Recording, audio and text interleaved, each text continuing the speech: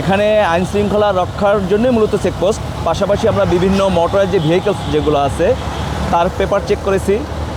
এখানে বিভিন্ন ত্রুটির কারণে বা বিভিন্ন ভায়োলেন্সের কারণে, ট্রাফিক ভায়োলেন্সের কারণে টোটাল 15টি গাড়ির বিরুদ্ধে আইনগত ব্যবস্থা গ্রহণ করা হয়েছে।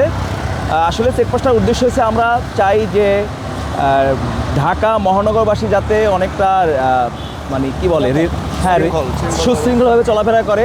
পাশাপাশি ট্রাফিক শৃঙ্খলা রক্ষার্থে আমাদের মূলত আজকে চেকপোস্ট।